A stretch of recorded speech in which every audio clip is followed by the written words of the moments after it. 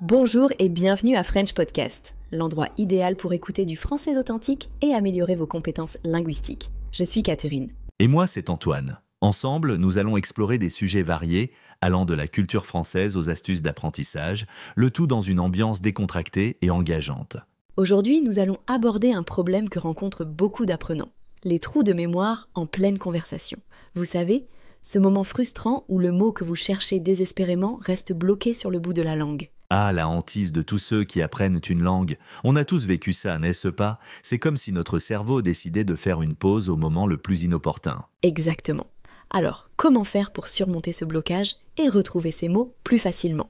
C'est ce que nous allons explorer aujourd'hui. On vous donnera des astuces pratiques et des stratégies éprouvées pour ne plus jamais rester bouche bée en plein milieu d'une phrase. Et bien sûr, tout cela se fera en français pour que vous puissiez continuer à vous immerger dans la langue et à améliorer votre compréhension. Alors, restez à l'écoute, car on a plein de choses à partager avec vous. C'est parti! Alors Catherine, dis-moi, pourquoi est-ce qu'on a ces fameux trous de mémoire? Est-ce qu'il y a une explication scientifique à ça, ou c'est juste un complot de notre cerveau pour nous faire souffrir? Riris, je ne pense pas que ce soit un complot, Antoine, mais il y a effectivement plusieurs facteurs qui peuvent expliquer ces blocages. D'abord, il faut comprendre que notre cerveau fonctionne par association.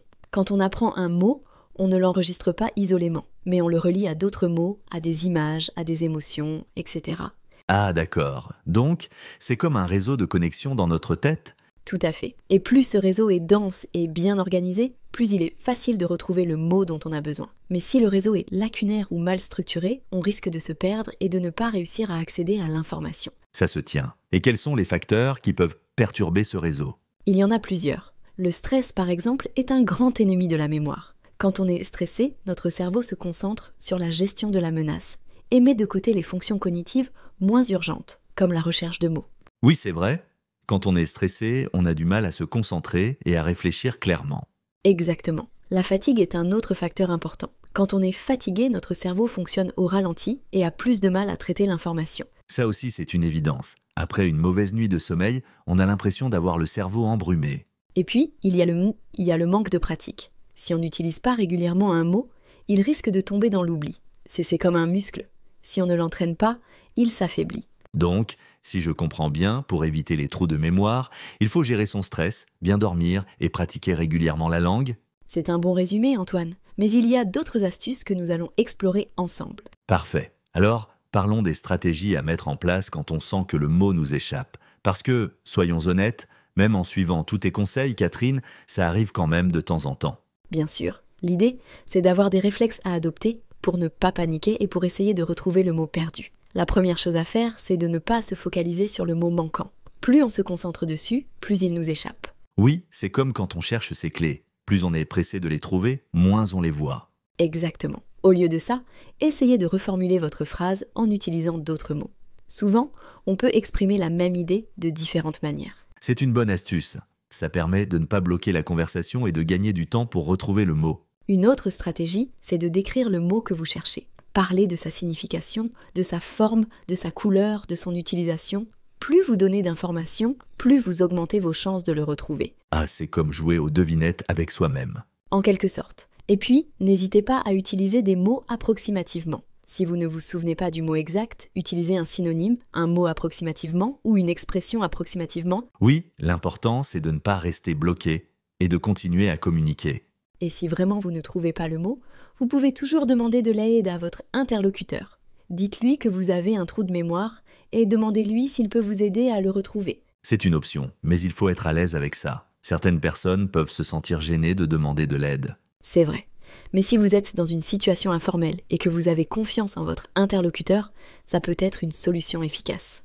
Et puis, il y a une astuce que j'aime bien utiliser, c'est de faire semblant de chercher le mot dans sa tête. On fait une petite pause, on fronce les sourcils, on se touche le menton. Ça donne l'impression qu'on est en train de réfléchir profondément et ça nous laisse le temps de chercher le mot discrètement. Oui, Riz. Ah, tu es un vrai acteur, Antoine. Il faut bien ruser un peu parfois, mais l'idée, c'est de ne pas montrer qu'on est paniqué et de garder le contrôle de la situation. Tout à fait. Et puis, n'oubliez pas que les trous de mémoire, ça arrive à tout le monde, même aux natifs. Donc, pas de panique et relativisez la situation. C'est un bon conseil. Il ne faut pas se mettre la pression et se dire que ce n'est pas grave si on oublie un mot de temps en temps. Exactement. L'important, c'est de continuer à pratiquer et à s'améliorer. Alors, Catherine, on a parlé des stratégies à court terme pour gérer les trous de mémoire. Mais est-ce qu'il existe des techniques à long terme pour améliorer sa mémoire et éviter ces blocages ? Bien sûr, il y a plein de choses qu'on peut faire pour renforcer sa mémoire et pour rendre l'accès aux mots plus facile. La première chose, c'est de travailler son vocabulaire de manière active. C'est-à-dire ? Au lieu d'apprendre des listes de mots par cœur, essayez de les utiliser dans des phrases, de les associer à des images, de les employer dans des conversations. Plus vous utilisez un mot, plus il s'ancre dans votre mémoire. Oui, c'est vrai. C'est comme quand on apprend une chanson. Plus on la chante, plus on la retient. Exactement. Une autre technique efficace, c'est de créer des cartes mentales. Prenez un mot-clé et notez autour tous les mots et les idées qui y sont liés. Ça permet de créer un réseau de connexion dans votre tête et de retrouver plus facilement le mot dont vous avez besoin. C'est une bonne idée. Ça permet de visualiser les relations entre les mots. Et puis, n'hésitez pas à utiliser des outils d'apprentissage ludiques comme les jeux de vocabulaire, les applications, les quiz. Apprendre en s'amusant, c'est toujours plus efficace. Oui, c'est vrai. On retient mieux les choses quand on prend plaisir à les apprendre. Et puis, il y a une technique que j'aime beaucoup, c'est de lire et d'écouter du français régulièrement.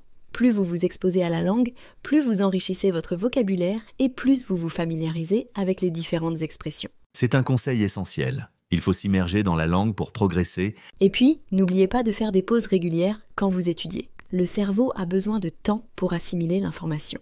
Oui, il ne faut pas bourrer son crâne d'informations sans lui laisser le temps de les digérer. Et enfin, n'oubliez pas de prendre soin de votre corps et de votre esprit. Une alimentation saine, une activité physique régulière et un sommeil de qualité sont essentiels pour une bonne mémoire. C'est un conseil de bon sens, mais il est important de le rappeler. Tout à fait. Un esprit sain dans un corps sain, c'est la clé d'une bonne mémoire. Alors, Catherine, on a fait le tour des astuces et des stratégies pour ne plus jamais oublier ces mots en parlant français. Est-ce que tu as un dernier conseil à donner à nos auditeurs ?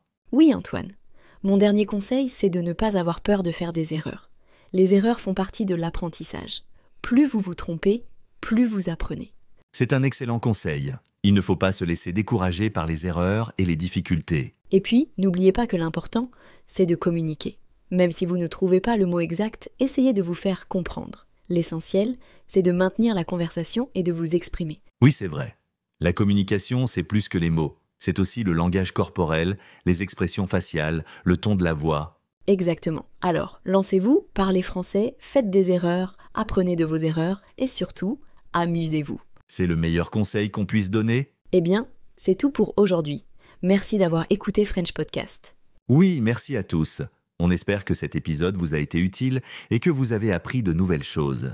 N'hésitez pas à nous laisser vos commentaires et vos suggestions sur les réseaux sociaux. On adore vous lire. Et si vous avez aimé cet épisode, partagez-le avec vos amis qui apprennent le français, ça nous aide beaucoup. À bientôt pour un prochain épisode de French Podcast. Au revoir et à la prochaine. Résumé du podcast One, pourquoi on oublie les mots? C'est souvent à cause du stress, du manque de pratique ou d'un vocabulaire encore passif. Vous comprenez les mots, mais ils ne sont pas encore disponibles quand vous parlez. Tout, activez votre vocabulaire. Pour bien parler, il faut transformer le vocabulaire passif en vocabulaire actif. On vous propose des techniques simples. Répétez les phrases à voix haute. Utilisez les mots dans vos propres phrases. Revoir le vocabulaire avec des images ou des contextes. Free, parler, même avec des trous. Vous n'avez pas besoin d'être parfait. Si vous oubliez un mot, utilisez un synonyme, décrivez-le ou dites « je cherche le mot ». C'est normal, même pour les natifs. Créez votre routine de répétition. Pour ne pas oublier, il faut revoir les mots régulièrement. On vous explique la méthode de la répétition espacée pour mémoriser à long terme. 5. Bonus, technique de secours quand le mot bloque. Reformulez la phrase. Utilisez des gestes ou le contexte. Et surtout, gardez le sourire. Conclusion. Parler, c'est un muscle. Plus vous pratiquez, plus c'est facile. N'ayez pas peur d'oublier. Chaque erreur est une occasion d'apprendre. Restez motivé, curieux et patient. À retenir, activez votre vocabulaire. Acceptez l'imperfection. Parlez souvent. Reprenez confiance pas à pas. Merci d'avoir écouté cet épisode. Abonnez-vous au podcast et continuez à écouter du français tous les jours. C'est comme ça que vous ferez de vrais progrès, naturellement. Écoute la deuxième partie de Podcast français.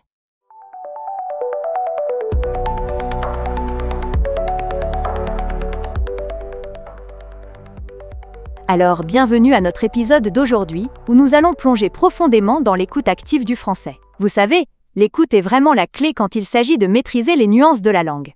Par exemple, pensez à un chef cuisinier qui, au lieu de simplement lire une recette, écoute les conseils de grands chefs, des vidéos de cuisson ou même des émissions culinaires d'RSA. Ça lui permet de sentir et d'imaginer les saveurs. C'est un peu la même chose quand on apprend une langue. Vous avez des exemples où écouter vous a vraiment aidé ? Oui, en fait, je me souviens quand j'ai commencé à écouter des chansons françaises. Ça m'a vraiment aidé. Genre, les rythmes et les rimes. Oh, mais ça peut être déroutant parfois, vous savez. Comme certaines expressions que je n'ai pas comprises au début. Comment vous suggérez d'intégrer des films ou des podcasts, par exemple, dans notre routine quotidienne ? Excellente question. En fait, il faudrait commencer par choisir des contenus qui vous intéressent vraiment. Vous aimez les thrillers ? Regardez des films en français avec des sous-titres en français. Cela vous permet de voir le lien entre ce que vous entendez et ce que vous lisez. Pensez à quand vous avez vu un thriller qui vous a laissé sans voix. Like ? Quelque chose de palpitant, non ? Cela aide à rester engagé. Avez-vous déjà essayé de regarder des séries ? J'adore Lupin par exemple. Oh oui, j'ai entendu parler de Lupin. Mais je dois avouer que les sous-titres en français, ça peut être épuisant. Comment détourner l'attention sur ces nouveaux mots pendant que vous regardez ? J'ai peur de perdre mon attention sur l'intrigue. C'est compréhensible. Et c'est pourquoi j'insiste sur l'écoute active. Vous ne voulez pas vous surcharger non plus. Parfois, faire des pauses et noter quelques mots qui vous intriguent peut vraiment vous aider. Peut-être que vous pourriez faire un deal avec vous-même. Pour chaque mot nouveau que vous reconnaissez, vous créez une phrase drôle avec. Ça rend l'apprentissage ludique. Vous vous êtes déjà retrouvé dans une situation où vous aviez un mot en tête, mais vous ne pouviez pas l'utiliser ? Oh mon Dieu, oui. Une fois, j'ai essayé de parler à un ami français de mes...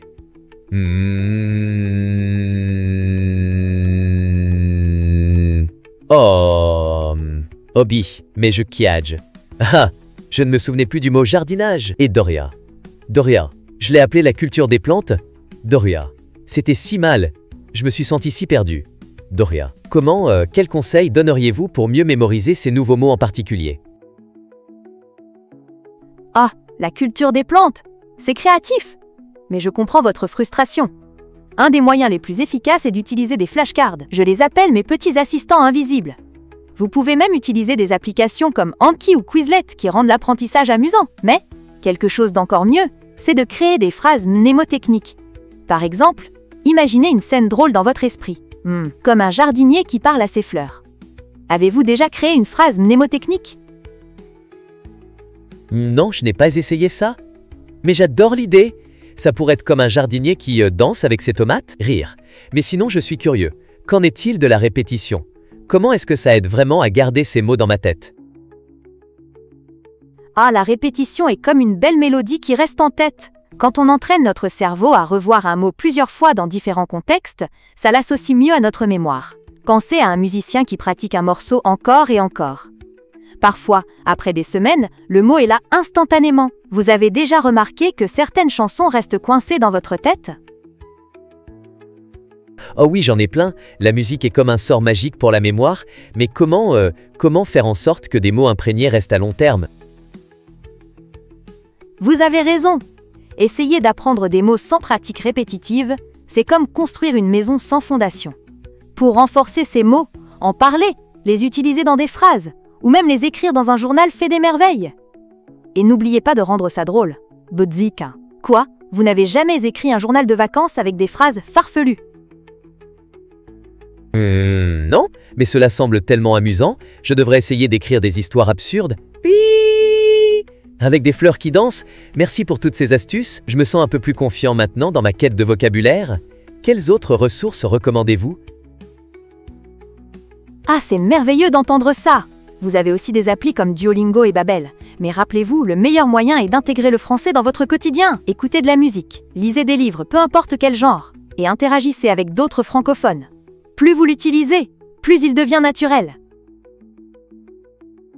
Waouh, des idées incroyables. Je vais juste faire de la danse avec mes tomates et apprendre le français en même temps. Je suis tellement excité maintenant. Absolument, et amusez-vous avec ça.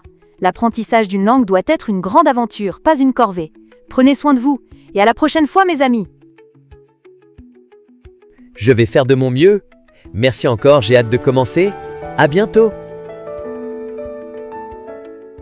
Écoute la troisième partie de Podcast Français. Bonjour et bienvenue. Aujourd'hui, on explore une ressource un peu particulière pour apprendre le français. Elle est décrite, assez simplement par son titre et son sous-titre. Balado pour apprendre le français. Et puis, podcast français, écoutez du français, n'oubliez plus jamais vos mots en parlant. Et c'est surtout cette dernière partie-là. N'oubliez plus jamais vos mots en parlant. Ça interpelle. Ah oui, c'est une promesse, audacieuse. Carrément, ça paraît énorme. Presque trop beau, non? Alors, qu'est-ce que ça peut bien vouloir dire concrètement? Si on regarde de plus près, le cœur de la méthode, ça a l'air d'être écouter du français. L'immersion par l'écoute, ça, c'est assez classique comme approche pour apprendre une langue. Oui, c'est vrai. Mais là, l'accroche est très, très spécifique.